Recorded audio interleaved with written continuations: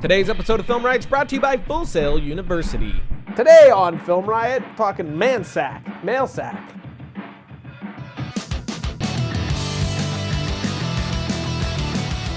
Welcome to FilmRiot Mondays, also known as Mail Sack Mondays, where we ask you guys to ask questions and then you post us to ask questions and then we gather questions that we want to answer and then we answer them. Which there's really no reason for me to explain that at all, but it did. We need to change these posters. I don't know, especially this one. I feel like Morpheus is just, I don't know. I would never change in here, ever. Mail sack, taking a look in Riot's mail sack. What camera did you start with when you first started making short films? That's actually two different answers because there's professionally and then there's like first ever. Professionally, it was the Canon XL2, came back from film school, worked my butt off in 3 jobs so I could buy it. When I first started making short films ever, it was my parents' camera back in the day when cameras were so low. This should be like in Pulp Fiction, and I open it and like the light hits me. You like that one? With Kingsley about it. But yeah, here it is. This is this bad boy. Yeah. That's like it's a paperweight now. But look at this. Look at that lens. How big do you think that sensor is? Huh? Huge. What do you think the depth of field is on this bad boy? You put it on the shoulder. You're like, oh, action. I got a little zoom. Look at that. Huh? This is more like a VCR. It was a VHS, of course. Look at this freaking, the size of the tape. Is there a light? Boom, son. What do you want? Oh, you hear that click in? Boom. Boom. Don't matter. I don't need lighting setups. Right there. That's all I needed. Action. When I was little, this was like giant. This is actually what the size of beepers were like too. They just had it, and it was like, and like, oh crap, I gotta call my mom, guys. She's pissed. 911, that's not good. Lens is dirty, hold on a minute. Actually, here, let's just shoot the rest of the episode with this. Dear Mr. Conley, what would you say is the best way to re-record a scene? I was filming and accidentally didn't turn on the mic. It was a big shooting day. Could really use your help on this one. It sounds like actually reshooting the scene isn't an option, is what I'm getting from that. But if it is, I would definitely go that route, because otherwise what you're gonna need to do is called ADR. You're gonna need to bring the actors back in and do a dubbing session where you re-record all of their lines while watching the picture, so you're syncing their dialogue to the lips of what you shot. And that is very difficult to do and get right and make the audio actually sound like it was within that scene. So if you can, I would definitely reshoot the whole thing. If you can't, you have to do ADR. We actually did a whole episode just on that. You can go here and watch it and learn you some ADRing. Can you explain the chain of command? Producer, executive producer, etc. That is a long story, and it actually fluctuates what each role actually does in total, but the quick and dirty, executive producer is the money, usually the studio. The producer is the person that usually will option a property or find a script that they really like or an idea that they really like and pretty much gather everyone together to make the movie. They'll more often than not be the ones that hire the director, the writer to write the script if it hasn't been written yet, and they find the money. The director is the visionary, he's the painter, so the producer gathers all the paint and the paintbrush, gets the canvas, puts it in place, gets the painter that he loves, puts it in front of everything that he needs, and the director, the painter, is the one that actually makes the picture look the way he wants it to look. Hi Ryan, how can I find out what I need to pay for certain songs if I want to make my first feature movie? Best witches? That is a really long discussion. You're talking about licensing music, and that is a very difficult thing to do. You need to find out who the owner of the music in question is and then go and approach them. A lot of times it's handled by actual large companies, and the royalty fees can be huge, and they depend on what you do. Are you going internet only? Are you going to theaters? Are you going to have a DVD release? And everything's very specific to what you're doing, so you have to get into the contract what you're doing, and then they might have to do royalties. It might not be a one-off thing. They might only give you, you can use it for 1 year, and then it has to be pooled. So it's a very difficult thing to get into. I would suggest not doing it at all if you're on a low budget route and you don't really have connections with big dogs that can help you do this, I would stay far, far away. Instead, I would look for local indie bands, or not even local now with the internet, with social media. You can go and find these great indie bands online that would love to, you know, cross promote with you. You put their music in your stuff and then you promote them likewise, and usually they'll let you use it for free, if not for a minimal cost, without having to do royalties. That is definitely, without a doubt, the way to go.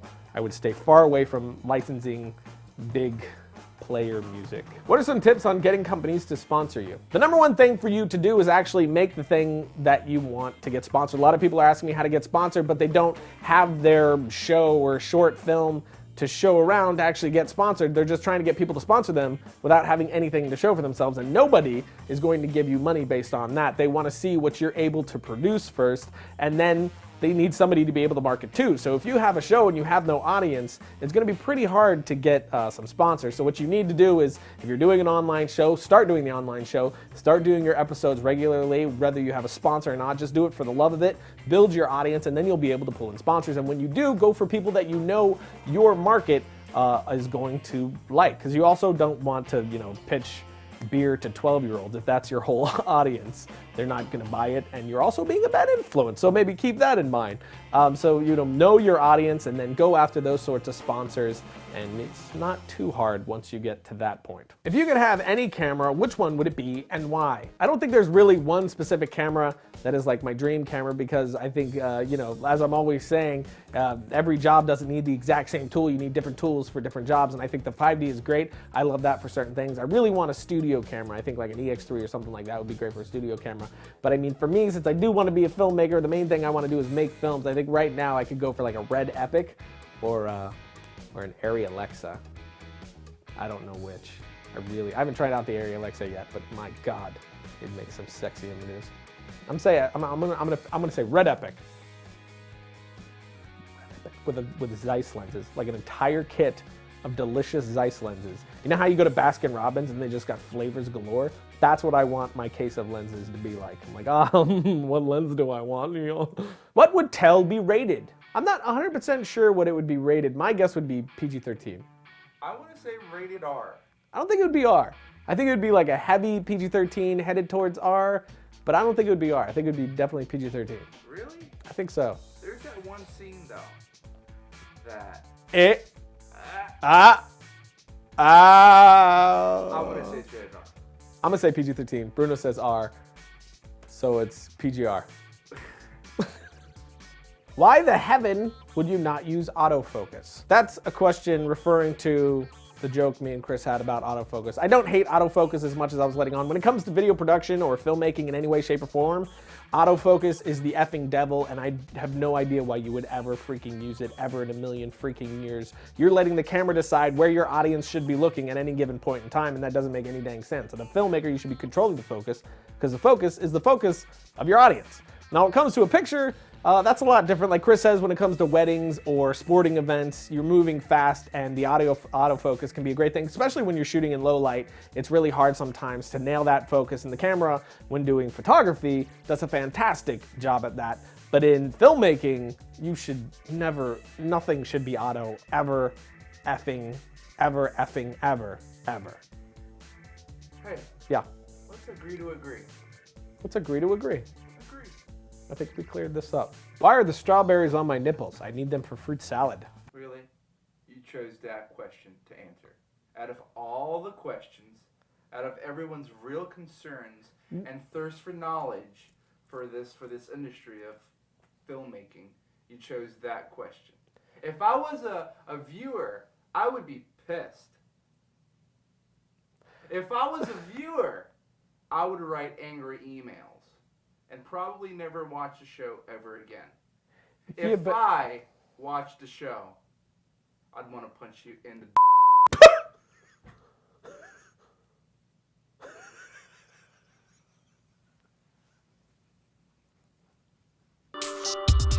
If you dream of becoming a filmmaker like I do, Full Sail University has degree programs to help you achieve your goal like they did with me. I went there, including the on-campus Film Bachelor's Degree Program and the online Digital Cinematography Bachelor's Program. Through the Film Bachelor's Degree Program, you'll learn filmmaking from start to finish on a campus that's really equipped like a Hollywood studio backlot. And you know I'm telling the truth because you can see it in the nifty little video we're showing you right now. In the online digital cinematography bachelor's program, you'll learn what it takes to write, shoot, and edit your own films. Online students receive a technology package that includes a professional level camera. Full Sail University also offers a variety of campus and online degrees in fields related to the entertainment and media industry, including video games, art and design, recording arts, entertainment business, and many more. Visit fullsail.edu/FilmRiot to learn more. Do it. Do it. Do it. Logo. That's it for today. Thank you for the questions, except for the kid with the strawberry nipples. That's kind of weird. I hope you don't actually have strawberries on your nipples. Or if you do, put it on YouTube. You'll get like 1 million hits. No, you won't. Probably. No one wants to see Strawberry a kid nipples? with strawberry in his nipples. I wonder if he harvests them. Like when it's time, he's and how quick they grow. It's a lot of questions. You like some weird stuff, man. It's a lot of questions to be answered here. I'll see you next time when I run face first into a plane of glass. Not actually going to do that. Later. Which way do I go? Whichever, man. I don't even care. I'm discombobulated. I'm just going to go this way.